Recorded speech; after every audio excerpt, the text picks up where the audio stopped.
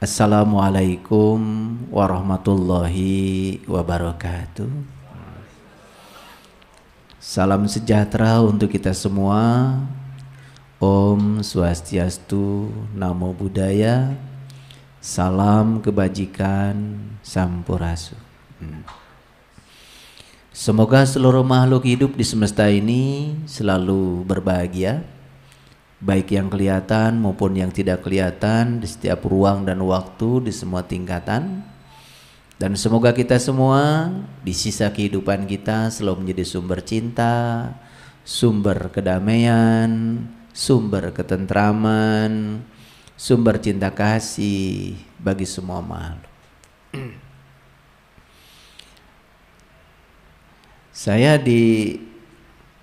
tiba-tiba dikasih judul ceramah itu sama pengatur acara. Padahal katanya hari ini mau dialog. Karena saya ditanya, ya udah, saya bicara semampu saya.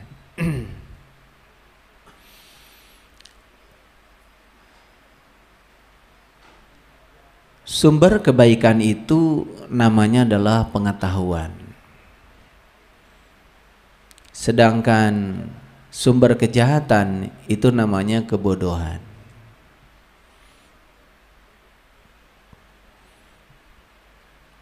Jadi pengetahuan itu merupakan salah satu dasar dari 5 dasar kebenaran. Leluhur yang sudah mencapai peradaban yang tinggi secara spiritual, mereka itu meninggalkan simbol-simbol pengetahuan itu dalam berbagai segi kehidupan. Karena cinta kasihnya yang sangat luar biasa kepada generasi berikutnya, maka leluhur kita itu memahatkan, memonumentalkan pengetahuan-pengetahuan dasar itu dalam simbol-simbol yang hanya bisa dibaca oleh mereka yang memiliki kecerdasan. Siapapun yang memiliki kecerdasan yang melampaui pikiran, maka melihat simbol-simbol yang diwariskan sebagai budaya oleh leluhur itu bisa menangkap pesannya. Jadi kalau kita pergi ke tempat rekreasi, kita hanya foto dan makan-makan, itu tidak rekreasi. Karena rekreasi itu dari bahasa Inggris, recreation. Jadi recreation itu artinya mencipta ulang. Nah, untuk bisa mencipta ulang, kita harus mendapatkan yang namanya inspirasi. Jadi sebenarnya leluhur kita itu membangun peradaban lewat simbol-simbol, salah satunya adalah candi, bukan sekedar warisan budaya. Tetapi di belakangnya itu ada tanda-tanda, ada pesan-pesan yang ingin disampaikan kepada kita, karena beliau itu mengalami keterbatasan ruang dan waktu, tidak selalu hidup bersama dengan kita.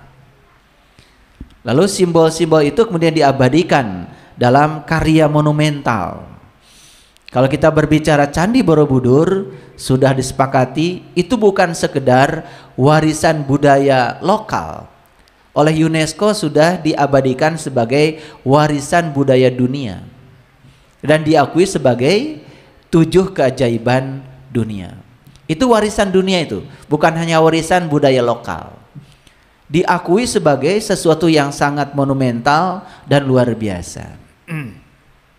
Oleh karena itu sayang sekali kalau kita pergi ke candi hanya berfoto-foto, setelah itu makan-makan, setelah itu pulang. Pesannya tidak pernah kita bisa tangkap. Jadi kalau saya ditanya, ya, apa makna hakikat dari simbol-simbol yang ada di candi, ya tentu saja jawabannya akan sangat luas. Barangkali saya senang kalau kita bisa berdiskusi, ya.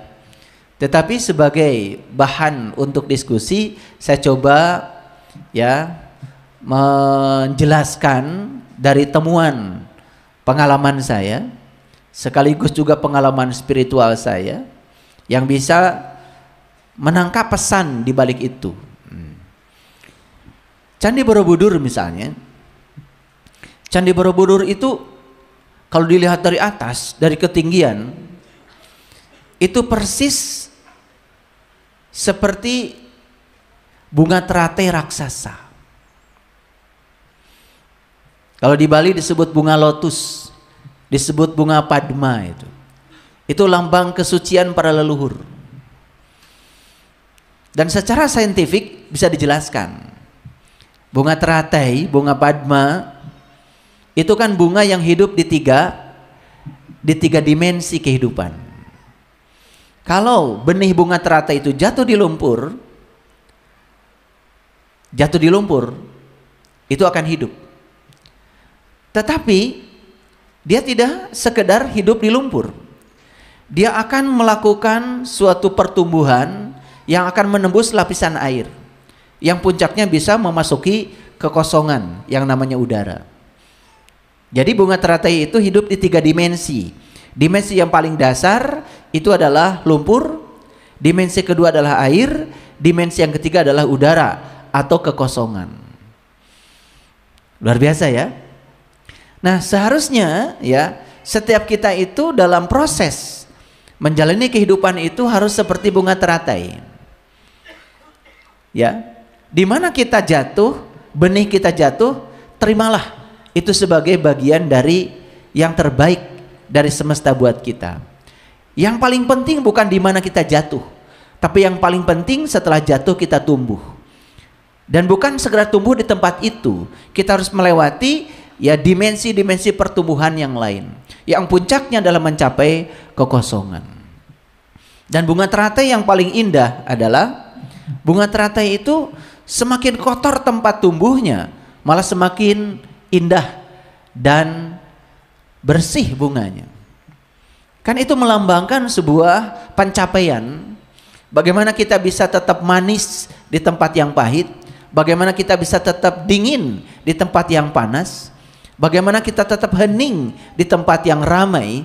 Itu yang kemudian dilambangkan dengan bunga teratai. Makanya bunga teratai itu adalah lambang dari pencapaian spiritual manusia-manusia yang sudah mencapai keheningan batin. Makanya kalau dilihat dari atas, dari ketinggian, ya Candi Borobudur itu ya melambangkan bunga teratai raksasa. Nah, kalau kita lihat dari dekat, ya Candi Borobudur itu kan ya ada tiga tingkatan itu, ya.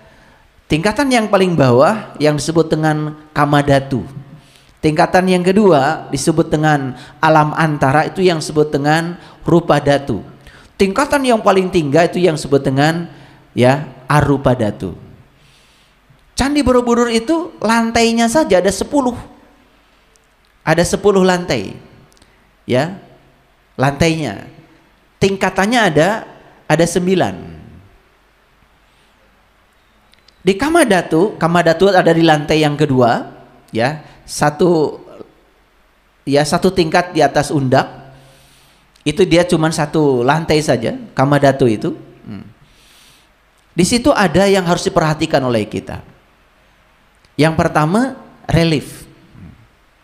Relief yang ada di tingkatan Kamadhatu itu cerita tentang hukum sebab akibat. Yaitu cerita tentang alam-alam bawah. Ketika kita manusia banyak menciptakan sebab di tingkat hawa nafsu, maka dia juga akan mendapatkan akibat di tingkatan itu. Itu hukum sebab akibat itu. Naik ke atas yang namanya Rupadhatu, itu lantai ketiga, keempat, kelima, keenam sampai ketujuh, itu ada 5 tingkatan. Di situ yang disebut dengan alam antara. Alam antara itu alam di mana manusia sudah mulai bisa mengendalikan hawa nafsu, tapi masih berada di kehidupan yang nyata. Maka relief yang digambarkan di situ pun sudah berbeda dengan relief yang ada di alam bawah. Nah, di tingkatan yang ketiga yang namanya Arupadhatu, jadi sudah tidak ada wujud di situ, ya, sudah masuk bentuk-bentuk mandala di situ, ya. Di tingkat yang ketiga itu ada 3 tingkatan yang sampai pada stupa yang paling utama. Dan jumlah stupanya di Candi Borobudur itu 73. Itu angka-angka keramat itu. 7, 3. Dalam semua tradisi agama, angka 7 dan 3 ini angka keramat. Angka yang sangat kental dengan spiritual. Begitu luar biasa ya, leluhur kita itu merencanakan sebuah pembangunan, menitipkan pesan leluhur kepada kita itu lewat sebuah karya monumental yang sangat luar biasa kalau orang yang berkesadaran bisa membacanya. Kalau kita lihat wujud di bagian bawah ya, di daerah Kamadatu, itu bentuk candinya itu masih kotak ya. Makin ke atas itu bentuknya sudah berubah jadi lingkaran. Karena kotak dan lingkaran itu sangat berbeda secara geometris. Kalau kotak itu statik ya, kotak itu tidak dinamis. Makanya tidak pernah ada orang menciptakan ban, roda untuk mobil itu terbuat dari kotak. Semua ban itu lingkaran. Kan lingkaran itu mandala, kesempurnaan. Dan lingkaran itu jarak dari titik pusat ke bagian pinggirnya itu selalu sama. Kalau kotak kan tidak sama ya. Jadi kalau kita punya segi 4 atau persegi panjang, maka pusat persegi panjang atau pusat segi 4 ke titik-titik di sekitarnya itu tidak sama ya, jaraknya itu. Beda dengan lingkaran. Dan lingkaran itu lambang dari dinamika. Dan kotak biasanya berhubungan dengan kesempitan. Makanya orang yang masih ya mengkotak-kotakan manusia berdasarkan ini itu, biasanya sudut pandangnya menjadi sempit. Beda dengan orang yang sudah luas sudut pandangnya, dinamis ya, sehingga mudah sekali untuk bisa menerima perbedaan apa adanya. Jadi kalau kita membaca tingkatan-tingkatan itu sebenarnya menceritakan tentang perjalanan kehidupan manusia. Jadi Kamadatu itu menceritakan alam kehidupan manusia pada umumnya, yang masih dikendalikan oleh hawa nafsu, yang masih menimbulkan kebencian, masih menimbulkan fitnah, menimbulkan kerusakan, menimbulkan pembunuhan, menimbulkan perampokan, menimbulkan pencurian, atau sebab-sebab yang menimbulkan akibat kerusakan. Nah itu kalau kita baca reliefnya di alam Kamadatu itu jelas sekali. Di situ ada yang ditindas, ada yang menindas ya. Karena alam bawah seperti itu ya, tindas menindas, saling menjelekan, tidak ada kasih sayang ya, persaingan, kompetisi, saling menjatuhkan. Itu alam bawah, alam bawah, alam bawah. Itu yang disebut dengan alam neraka barangkali ya. Karena ketika manusia masih dikendalikan oleh kebodohan, belum memiliki pengetahuan, maka kebodohan menjadi sumber kejahatan. Itu yang saya sampaikan di mukadimah tadi. Maka siapapun yang masih dilanda kebodohan, maka sepanjang hidupnya itu hanya ya menghasilkan perilaku yang menimbulkan kerusakan. Karena kejahatan menimbulkan kerusakan. Beda dengan orang yang sudah berpengetahuan, selalu menimbulkan kebaikan. Di perjalanan tadi ada satu pertanyaan yang disampaikan oleh sahabat kita yang menjemput saya tadi. Ya, di kajian-kajian saya sering mengatakan bahwa hati-hati jangan jadi orang bodoh baik hati. Nah kemudian ada yang nanya sama saya, gimana sih batasannya orang bodoh baik hati itu seperti apa? Saya gampang sekali menjawabnya. Kalau bantuan kita kepada orang itu menimbulkan orang itu tidak maju, tidak tertolong oleh bantuan kita, jelas bantuan kita itu tanpa pengetahuan, itu namanya kebodohan. Tapi kalau bantuan kita membuat dia jadi mandiri, membuat dia jadi dirinya sendiri, ya, tidak bergantung pada orang lain, maka bantuan itu berbasis pada pengetahuan. Jadi sebenarnya sangat sederhana ya, sangat sederhana. Kalau kita ingin tahu apakah seseorang itu berpengetahuan atau tidak, lihat saja dampak dari yang dilakukannya. Kalau dampak yang dilakukannya adalah kerusakan, jelas itu bukan pengetahuan, itu kebodohan. Walaupun kelihatannya seperti yang diceritakan adalah pengetahuan. Gitu. Makanya kalau ingin tahu orang ini berpengetahuan atau tidak, Tidak usah pakai dalil apapun. Lihat dampak atau akibat yang ditimbulkannya. Kalau dampak dari akibat yang ditimbulkannya adalah kerusakan, jelas itu kebodohan. Tapi kalau dampak yang ditimbulkannya adalah dinamika, kebijaksanaan, pengertian, pemahaman, welas asih, cinta kasih, jelas yang dia sampaikan adalah pengetahuan. Nah, hebat kan ya, para leluhur kita itu menggambarkan seperti itu. Nah, ketika manusia terus-menerus dikendalikan oleh hawa nafsunya, atau kegelapan pikirannya, atau kebodohannya, maka sepanjang itu manusia akan menimbulkan kerusakan di ruang kehidupan. Makanya manusia harus meniti ke dalam, melakukan proses untuk naik ke kesadaran yang lebih tinggi. Makanya ada yang namanya alam rupa dhatu. Rupa dhatu itu sebenarnya adalah proses, disebut alam antara, yang bisa mengantarkan manusia dari alam kebodohan, alam kegelapan, masuk pada alam terang benderang, yaitu alam kekosongan, alam kesunyatan. Nah, manusia yang sudah mencapai tingkatan stupa, apalagi stupa yang paling utama, ya, untuk mencapai nirwana, untuk mencapai puncak kesadaran yang paling tinggi, itu harus melewati alam antara. Nah, di alam antara itulah manusia akan diproses bagi mereka yang mau. Tapi bagi mereka yang tidak mau untuk meningkatkan kesadaran, jelas semesta tidak akan menghendakinya. Jadi kalau Allah sendiri dalam Al-Quran mengatakan, yahdillahu linurihi mayyasha, aku akan menunjukkan pada cahayaku siapa yang aku kehendaki. Siapa yang dikehendaki oleh Allah untuk menuju cahayanya? Hanya mereka yang punya kehendak untuk berubah. Oleh karena itu maka perubahan harus dimulai dari diri kita sendiri. Nah, kalau kita baca simbol-simbol di tempat lain, tentu saja banyak dan tidak akan cukup waktu. Termasuk juga ya arca, patung yang dibuat itu bentuknya lain-lain. Itu semua ada pesannya. Dan kalau kita membaca apa yang di Candi Borobudur, di Candi Boko, di Candi Prabanan, di Candi Hijau, di candi-candi yang lain, Candi Mendut, Candi Pawon, itu pesan-pesannya itu lain-lain. Luar biasa kecerdasan leluhur kita. Dan kenapa UNESCO ya kemudian menetapkan Candi Borobudur sebagai keajaiban dunia, bukan sebagai warisan lokal, dianggap sebagai warisan dunia. Kenapa? Karena pesan yang ada di sana yang luar biasa. Sayang sekali kalau kita pewaris dari budaya ini kemudian tidak bisa menangkap pesan dari leluhur kita yang sangat luar biasa itu.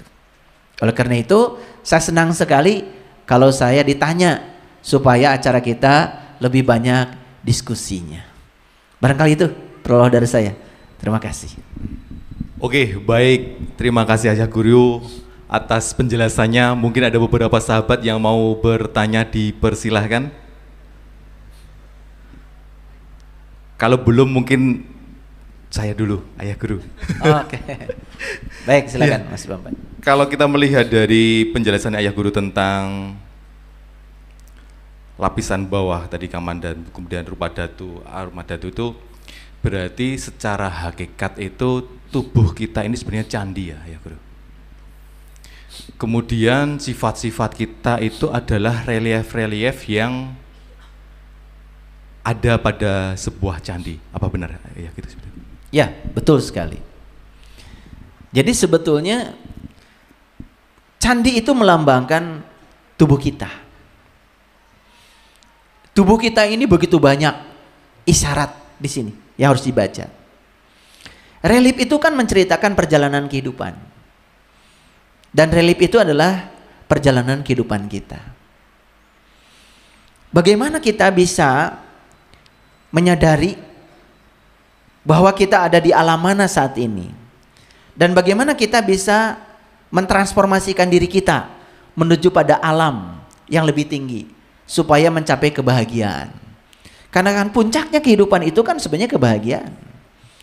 Jadi kalau kita lihat dari bawah, dari kaki kita terus naik ke atas sampai ke sini, kan sebenarnya stupa kita itu adanya di sini. Oleh karena itu maka puncak kesadaran manusia itu ada di sini. Dan secara saintifik kita sudah bisa membaca dari riset-riset neuroscience Bagaimana sekarang manusia bisa mengungkap tentang rahasia bagian atas dari tubuh ini? Karena bagian atas di tubuh ini ternyata itu adalah sistem kendali dari semua tubuh kita yang di bawah. Di sini ada yang namanya pineal gland. Itu adalah pusat sistem kelistrikan manusia, pusat sistem kimiawi manusia. Dan kalau ini bagus, maka yang bawah akan bagus. Kalau ini tidak bagus, yang bawah juga akan rusak. Karena sistem kendali manusia itu ada di sini. Bahkan pemenang hadiah Nobel tentang God spot, namanya Profesor Ramachandran, itu menemukan bahwa God spot, namanya titik Tuhan, ada juga di daerah atas. Maka daerah atas itu sering disebut dengan pusat kesadaran. Karena itu adalah pengendali. Karena kesadaran itu yang bisa mengendalikan kegelapan manusia. Ketika manusia sudah naik di alam yang tinggi, maka di tempat ketinggian itu selalu bisa melihat sesuatu dengan bijaksana.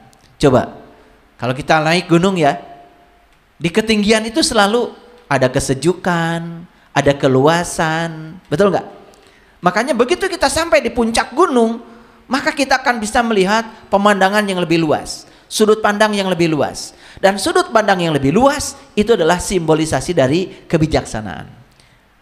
Tetapi untuk mencapai ya keluasan itu, kita harus menemukan satu dasar yang disebut dengan kebijaksanaan sejati. Dan kebijaksanaan sejati itu adalah tahu kalau kita tidak tahu.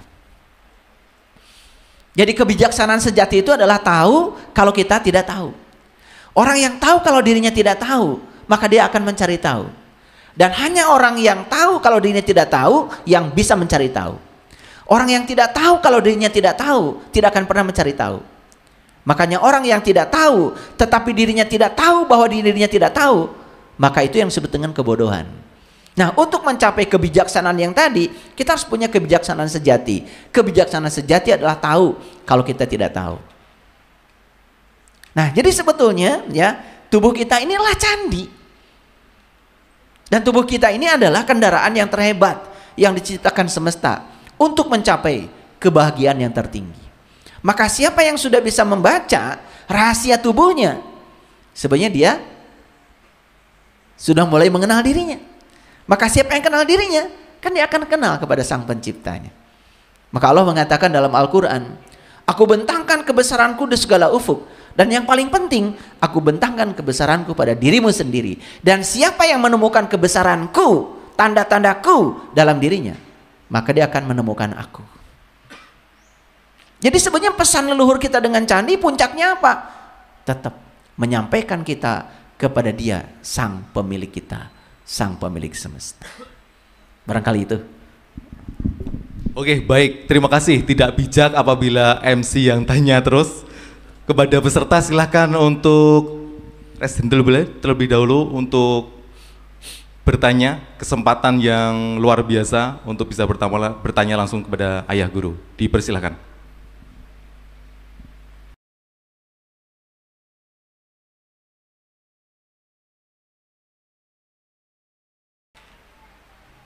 Kan tadi saya jelaskan, ada alam bawah, ada alam tengah, ada alam tinggi. Kita kan sadar bahwa berada di alam bawah itu pasti akan menyiksa. Kita sadar kan berada di alam bawah itu pasti membuat kita menjadi menderita. Sadar kan bahwa berada di alam bawah itu membuat kita jadi begitu banyak mengalami kesakitan. Karena sumber kesakitan adalah kebodohan. Saya pastikan tidak mungkin ada manusia yang mau tetap di alam situ. Pasti akan ingin naikkan ke atas. Syukur-syukur kalau sampai di alam atas. Tapi untuk mencapai alam atas itu memang ada alam antara. Di situ ada yang namanya proses. Nah, proses itu ya seperti yang kita lihat dalam keseharian. Buah kelapa. Untuk sampai di hakikatnya buah kelapa itu kan harus dijatuhkan dulu dari atas. Blok. Setelah jatuh ke bawah, diapakan? Dicincang. Betul nggak? Banyak sekali prosesnya kan. Setelah dicincang apa? Kemudian dibuka tuh kulit-kulitnya. Setelah dibuka kulitnya pakai golok. Disakiti kan? Diparut. Parut. Setelah diparut, dikasih air panas. Betul nggak? Kasih air panas, diperas. Setelah diperas udah jadi santan, gak cukup. Dididihkan lagi.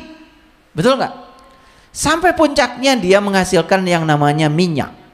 Untuk sampai menjadi minyak itu ternyata tidak ada proses yang mengenakan. Tapi kalau proses itu tidak dilalui juga tidak akan tercapai minyak itu. Betul apa tidak? Jadi memang di semesta ini tidak ada proses yang enak. Semua proses itu pasti menyakitkan. Sama seperti naik gunung. Gak ada naik gunung yang enak. Pasti ngos-ngosan. Mungkin jatuh, mungkin terpleset. Tapi hadiahnya begitu sampai di puncak, sejuk dan indah pemandangannya, bukan? Tapi untuk mencapai kesejukan dan indah pemandangan itu, prosesnya tentu saja tidak mudah. Itulah yang dibutuhkan adalah kekuatan tekad. Makanya untuk menempuh perjalanan spiritual itu digambarkan dalam Al-Quran sendiri, prosesnya adalah mendaki. Makanya di Quran ada kata-kata fala aqtahamal aqobah fakuraqobah. Tidakkah aku mencoba jalan mendaki? Jadi spiritualitas itu adalah jalan mendaki. Makanya candi juga jalan mendaki. Karena prosesnya adalah pendakian. Yang namanya pendakian itu pasti melelahkan. Tapi hadiahnya adalah kesejukan dan pemandangan yang indah. Mereka yang percaya bahwa sesungguhnya semua proses yang disediakan alam itu adalah untuk kebaikan kita, dia tidak akan pernah menolak seburuk apapun proses itu. Yuk kita lihat. Yang disebut dengan berlian, bukankah itu sebetulnya batu? Yang digosok terus menerus, bukan? Lalu menjadi indah dan bercahaya. Dan kalau tidak mau digosok, tidak mau mengikuti proses itu, tidak akan terjadi batu yang indah. Jadi kesimpulannya, pantaskan diri kita mampu, layakkan diri kita bisa. Karena apa? Bisa tidak bisa itu adalah masalah pikiran kita. Kalau kita memantaskan diri kita, saya pasti bisa, saya pasti melewati jalan itu. Kalau pikiran kita memastikan itu, pasti kita akan sampai di sana. Tetapi kalau kita dari sejak awal sudah menyatakan saya tidak layak, saya tidak pantas, ya sudah, semesta pun tidak akan pernah menolong kita. Karena tidak ada yang bisa menolong kita kecuali diri kita sendiri. Jadi untuk mencapai puncak yang sederhana itu memang prosesnya tidak selalu sederhana. Tetapi kalau kita tidak mau melibatkan diri di situ, kita juga tidak akan pernah mengalami kemajuan apapun dalam kehidupan ini. Karena hidup yang layak untuk dihidupi adalah hidup yang banyak sekali dengan cobaan. Sekali lagi, hidup yang layak untuk dihidupi adalah hidup yang banyak cobaan. Dan saya sudah jelaskan di kajian saya sebelumnya, bahwa cobaan itu adalah berkah yang tersamarkan saja. Yang disebut dengan cobaan itu adalah berkah sebetulnya, cuman tersamarkan karena kita masih katarak, penglihatan kita belum jelas. Nanti di tingkat kesadaran tertentu kita melihat bahwa ternyata semua hal yang tidak diinginkan dalam hidup kita justru itu yang mengantarkan kita pada kesadaran baru. Sayang sekali, begitu yang tidak diinginkan dalam hidup biasanya kita menolak, bukan? Karena kita hanya siap untuk menerima yang kita ingin. Padahal di balik yang tidak kita inginkan, di situ ada jalan untuk menuju kebijaksanaan dan kedewasaan. Itu.